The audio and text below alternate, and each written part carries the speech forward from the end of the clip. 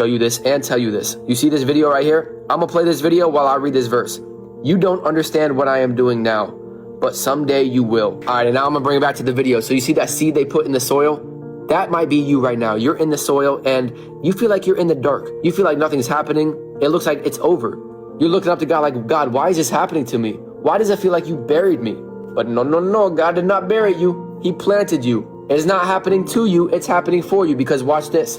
Then the seed starts growing down, and you might be in this season right now where things are getting worse. But that's what God does, man. He takes you deeper before he takes you higher. Think about Joseph. God gave Joseph a dream, but then what happened next? Joseph gets thrown into a pit, then sold to Egypt, lied about, put into prison for something he didn't even do. And that's because God refines you in private before he reveals you in public. God's not looking for someone to bless. He's looking for someone to trust. And he doesn't just trust you with the blessings. He trusts you with the breaking. Before Jesus multiplied the bread, he broke it. Sometimes God has to break you before he blesses you. But then look at this.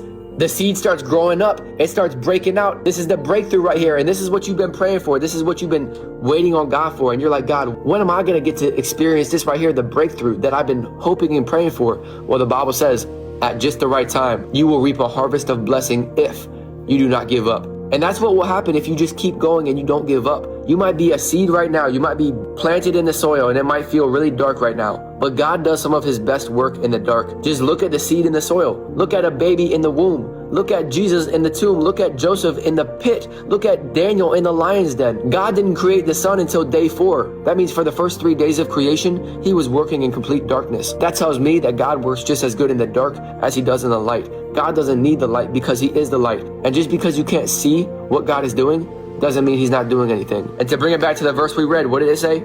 You don't understand what I'm doing now, but someday you will. Life can only be lived going forwards, but it can only be understood looking backwards. And one day you're going to look back at this season of life and thank God that you were in the soil, that it was dark, that you had to grow down, that he made things uncomfortable for you, because every delay, every detour, every disappointment was all a part of God's perfect plan for your life, to shape you, to mold you, and to get you to where he wanted you to go all along. God has such a beautiful, amazing plan for you. God showed you this for a reason. He really wants to show you this and tell you this. You see this?